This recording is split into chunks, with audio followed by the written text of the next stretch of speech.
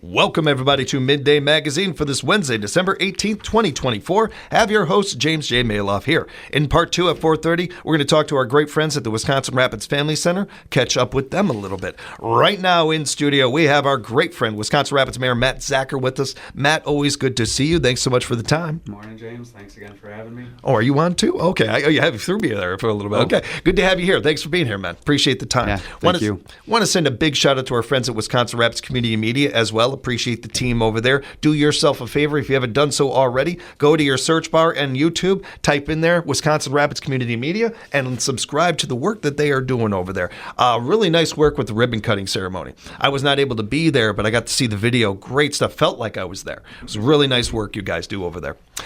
So Matt, how you doing? How are things going? I'm doing well. Good. Said 8 months in, just getting ready to kind of kick off the holiday season here, and I think that's great. Everybody seems to, that whole hunting season going into the holidays, definitely things slow down and get calm.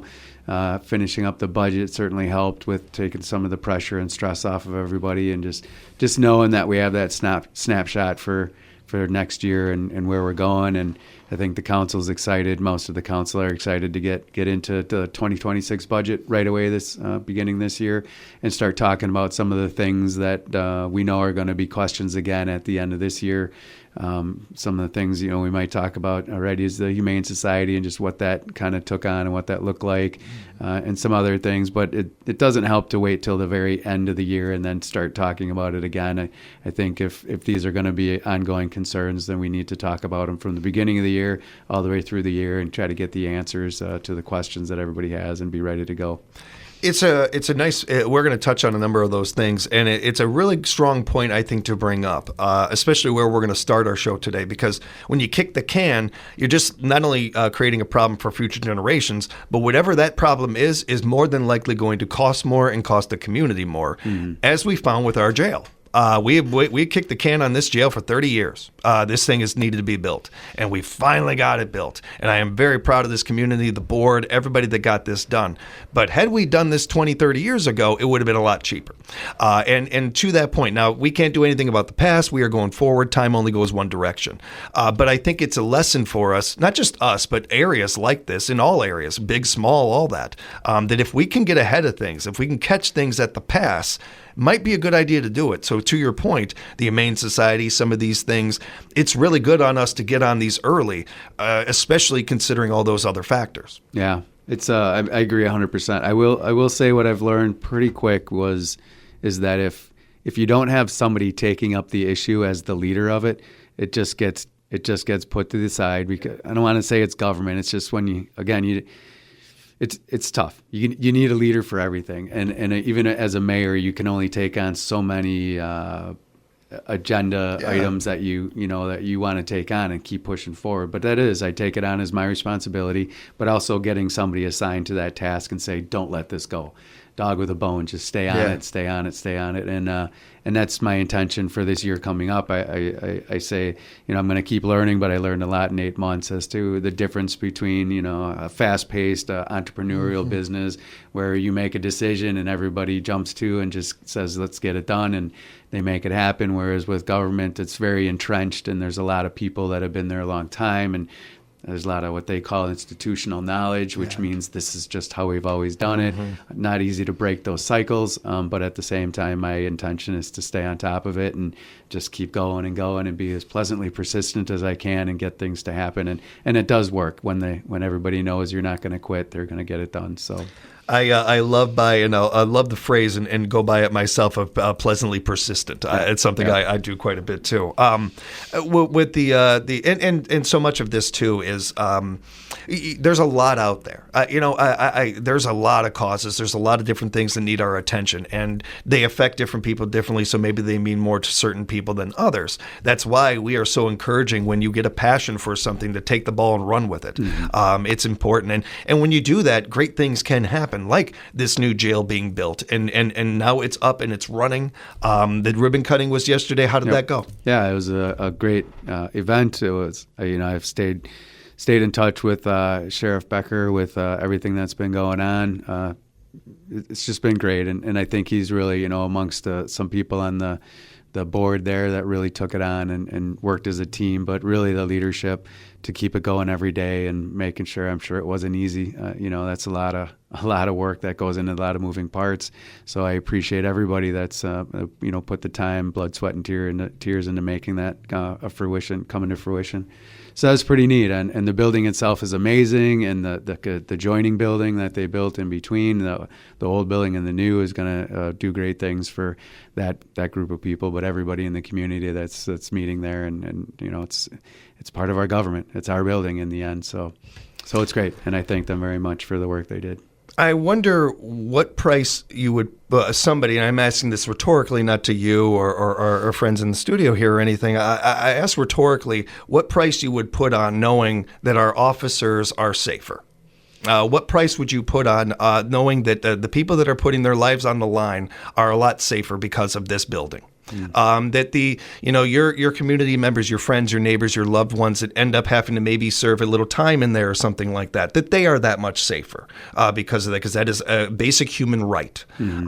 What price would you put on that? I bring this up because I've heard a overwhelming amount of positivity, whether it is about this or the Christmas lights or the Humane Society. I've seen nothing in my position, and I run into a lot of people in this job. Right. I'm seeing an overwhelming majority of people very proud of these things and very happy with these things and very happy with the direction of the community. Yeah. But you probably hear just as much as I do that barking voice in the background, and I encourage that voice. I always encourage voices. Ask questions. Ask questions of your government. That's what the government is there for, to answer questions and to do their job, of course. So I don't begrudge that or anything.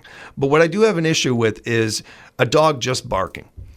I love dogs. I'm a big dog guy, but I don't. If a dog is sitting there and it's barking its head off, I don't get mad at it because it's a dog. That's what they do. They bark. If somebody's out there and they're barking and that's what they're doing and they just have an issue with something, that's fine. But what are you saying? Are you just barking or actually saying something? Because when it comes to any of these issues, I think that not speaking for you, but talking to you on air, off air, you are more than open. Your phone is open. You want to hear from people. You want to hear from your constituents. But have something to say and do your homework before making that call. Because when I run into this and I run into somebody about the city lights and, it's costing me this. No, it's not. No, it's not. And it doesn't take a lot of digging. I was able to pull up on my phone for this person and show them, no, it's not. Right. We get a bunch of dogs together and they start barking and they're not saying anything. It's just a bunch of barking. Yeah. Like, have something to say. Have an actual point behind this. Yeah. And that's not me, again, telling you to shut up. I want you to talk. I want you to ask questions. Just do a little homework beforehand and see if it's even worth making that call. Because I genuinely think whether any of these three subjects I just talked about, I don't think it takes a lot of digging to realize, that's why we're spending this. That's why we're doing this. Or I will show you I'll pull up a dictionary and I'll show you the definition of business and how this works. No business has ever survived without spending money. No community has ever made it and thrived without spending money. That's how this works. Right. If you want to bring people into the community, you want to keep people in the community, you want to bring businesses into the community, you got to have a community. Right. You got to have something to do. You can't just have a bunch of buildings standing there and some roads that are barely put together or anything like that. Right. I don't feel like this is rocket science. I don't feel like I know something that other people don't hear. Just do a little bit of digging, and I think you start to get the answers that you're looking for here. Yeah, I think it really helps to be a part of the conversation instead of just, and I can empathize because the whole reason I threw my hat in the ring for alderman was because I was starting to be one of the people that were getting angry and complaining or taking one side. It was during COVID when everybody was taking sides, even though we're the source of our information on both sides, and it was pretty skewed.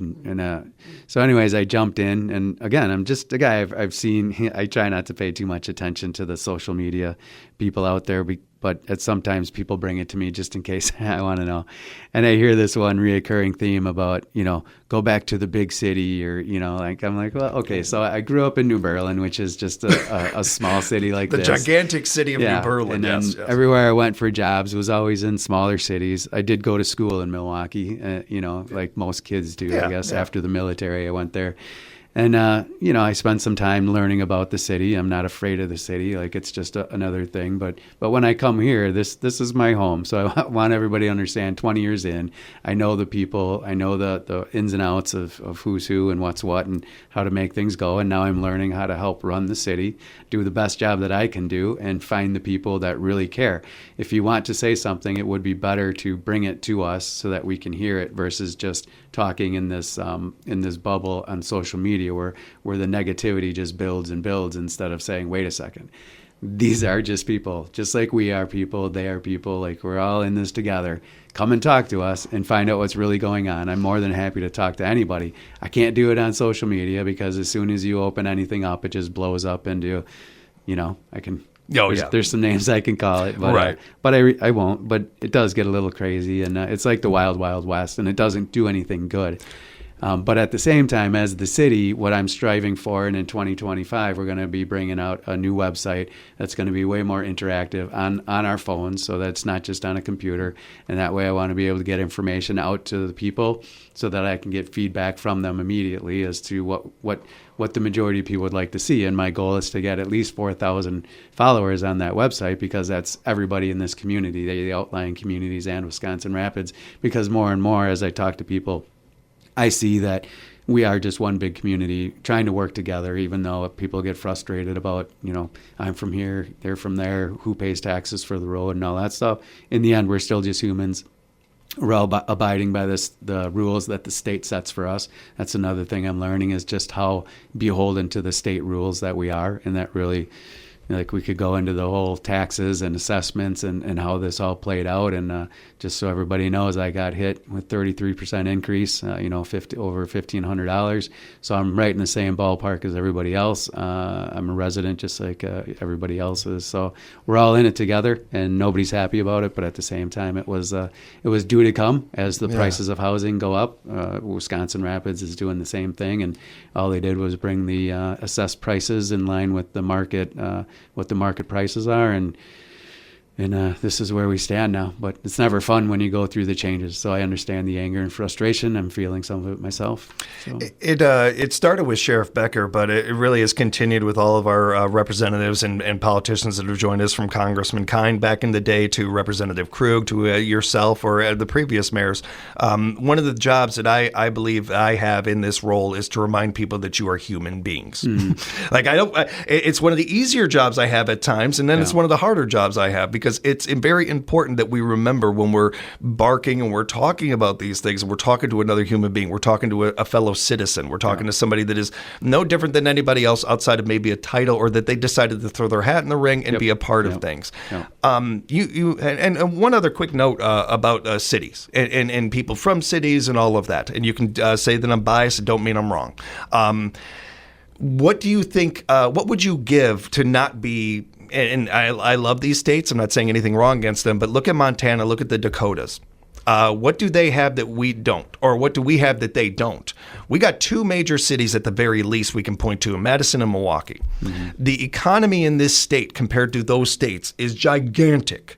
Do you like nice roads? Do you like some of the things you've got in your small cities and everything? Right. Because you've got those because of big cities and the money that they bring in.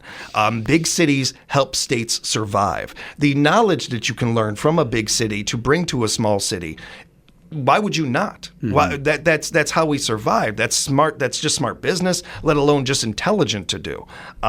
Big city ideas or anything like that, I get some of that. I get the idea of not having a new ice town or something. Maybe some of that stuff makes a little sense. I'm with you on. But the idea of that makes it so that you're skewed or something. I say the exact opposite. I want that. I want somebody who thinks differently. Yeah. We need that. That's how time works. That's how cities survive and how they grow bigger.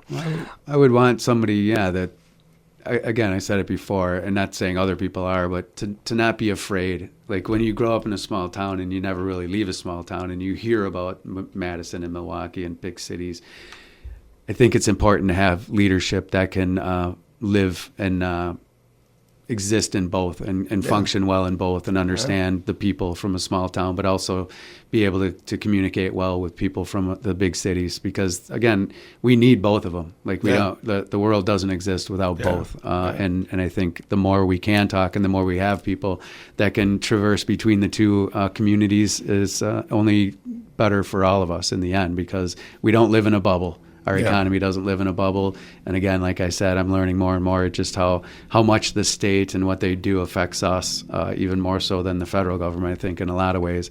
And it's a good and a bad thing. I think they're all at the state level doing everything they can to run the state government. Chances are they can live in a bubble too sometimes and not understand the big picture of what's going on here. And it's very important for me to make sure that I don't exist in that bubble at City Hall and lose track of everything else. It's important to stay with the people and just be a part of the conversation. And I think one of the overall points here is that whether it is, is people coming to you with real questions and solutions or anything, or just people barking, everybody, like you said, I think made a good point that we're all coming at this from wanting the same end result. Yep. We all want a better city, a healthy city, a safe city, all of these things. And keeping that in mind. We're speaking with Wisconsin Rapids Mayor Matt Zacher, along with our friends from Wisconsin Rapids Community Media. You brought up another good point, sir, about getting involved. And I wanted to bring that up because we are calling on all locals. We are looking for people to serve on our Parks and Recs Commission, our Zoning Board of Appeals, Board of Review. Got a couple of openings here in those boards. We want to encourage people to be a part of things. Get off the sidelines, get in the game. Yeah, I've had again, a few birds out there talking about, at first when you get in, everything's happening so fast. So a lot of times I asked people that were on the board if they wanted to continue to be on the board. And most times they did. If they didn't, then I was calling. So I had to call people. So people get on you and say, they start to point to this conspiracy because you end up, people are coming on boards that are connected to you somehow. Like my mother-in-law, Pat Kazicki, got on the Historic Preservation Committee. Well, she lives in a historic house that her and her husband, Joe Kazicki, fixed up to be beautiful. So they know something about the preserving a historic house. So I called her and she was excited to be on it. But then you have these, these connections where my circles are only so big, so I can only call the people that I know. So we put out this on the media and through you guys, through the newspaper and stuff like that. So try to get it out there. But I need people to respond back, and I have gotten some people, and I appreciate that. I just want more people to understand what's going on in the government. There's no secrets. There's no conspiracies. There's just people making decisions and carrying those decisions forward to make the city as best as it can be. And if you want to be a part of that conversation and help the process, this is how you do it. You get involved, you learn more, you meet people, and you become a part of the conversation and stay as positive as you can. If you vote on something and you don't get the vote to go your way, you suck it up and you just, you move on to the next thing. Because all in all, we're not going to fall apart no matter what the vote is. We're going to keep moving forward. We're going to figure out the money. And if the time comes when we're saying we don't have the money, then we can't do it because we don't have the money. But other than that, we make a decision and we move forward together as a community. And it's how real change happens. It's how things get done. Is everyday citizens getting involved on these boards and doing work, the good work in their community. It is not only that, but it's a great way to get involved in the game. And if you're sitting there on the sidelines and you have issues or you have questions or anything, this is the best solution. This is the best way of doing it. And you meet people. You realize like we're not all isolated in our houses and our own little worlds. Like we actually do function as a community, whether we choose to participate or not. We did want to just quick touch on a couple of things. I mentioned the bridge. That looks great. That had to have been a lot of fun turning that thing on, man. Well, I got to tell you, we a lot of work went into it because of the programming side of things. Econ Electric did a great job getting everything set up, and but the programming came right down to the end. During the Rekindle the Spirit, everybody agreed we would do kind of a grand opening there, and it worked out really nice. But the programming was giving us issues all the way up until like 2 hours before the bridge. So this is insider information, so I guess it's a secret, but I like telling secrets. So it's just us. Yeah. It's just me and you, right? So anyways, I talked to two guys from Econ and put them on my phone on a 3-way call on speaker so they could hear what the talking that I was doing. We agreed that a 10 count would get us, because they needed 9 seconds to manually flip the switches on. Oh, okay. for the lights to actually come on. Okay, yeah. But yet still in my head, I'm like, are they going to come on, Yeah. And so we got a count of 10. We counted down from 10, and sure enough, we got down to 0. And I was looking back, and poof, lights went on, and everybody cheered. And Whew, thanks, guys. So that was great. And then we're still working out the kinks with the programming, because there's going to be great things to come with shows. We're going to do. I don't want to get too far into it right now. I got to make it happen first. But there will be light shows. It's going to be on from dusk until dawn every night. It doesn't cost very much because of the lighting that's in there is so inexpensive. So that's good. And we look forward to being able to do the shows and eventually hook them up to some kind of music so people can come downtown and hook up into the music system somehow, whether it's through their phone or through their car, and be able to watch the light show a couple times a night. And that's pretty cool. Yeah, so it's going to be really good. And again, I understand people's reservations with it. I don't like spending that kind of money either, but at the same time, the money was in the TIF. The TIF was in that was part of the district, and that was all set up for it, and it wasn't taxpayer money. It was specific taxpaying money coming from that area downtown, which is helping the downtown, and that's why it's set up that way. And this was a project that came around even before you took office, really. You're kind of just getting the ball over the goal line with this. Yeah. And that's when Shane and the guys in the government, the department heads, really kind of sat down and talked together to make it happen, because there's some leadership groups through the Heart of Wisconsin that were taking it on and trying to continue it. And they had saved up some money, but once they realized the magnitude of what they're actually talking about,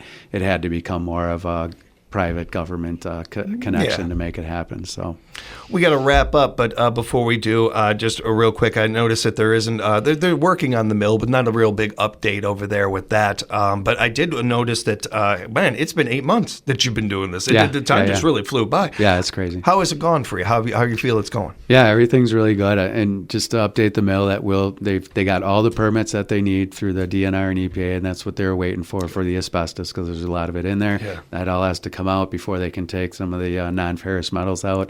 That's where some of the money is, but they have to take the buildings down in order to get the steel, which is just so much steel in there, and that's where the most of the money is. So once they do that, they come through and grind up that cement and turn it into road base, and we're going to see 250 acres of cleared land. Again, happy, sad. My hat goes off to all the people that have built the craft mill and the mill over the years, working there, not just the owners, but the workers that were there every day, blood, sweat, and tears. So I appreciate that. And we don't want to lose that knowledge base if at all possible, because it's gonna life keeps going. So you can make a good argument that this city isn't what it is without that mill, without the workers and the people that put into this community for decades. So a big thank you to them and appreciation for that. Yep. But at the same time, the bus keeps going. Like exactly. This area was here before that mill, and there's going to be us here afterwards, and we're going to have to develop it ourselves because nobody's coming to save us. So we do it for ourselves. And I like where we stand. Yep. I feel good about things. I feel good about going into 2025 with it, and I'm glad to hear that you guys are too. Yeah, we got great people, and it's a great community, and we just got to work together and find the beauty in each other and ourselves and in the city, and look forward to seeing what we can do in 2025. It's going to be fun. Well said. Have a great holidays, a great New Year's to you and yours. Thank you so much for joining us, man. You too. Merry Christmas. Merry Christmas to you too. Thanks. And a Merry Christmas, Happy Holidays, Happy New Year to all of our friends at Wisconsin Rapids Community Media. Love you guys. Appreciate you guys so darn much. We will take a quick time out. We will be back with more show here on Midday Magazine at WFHR, locally grown radio.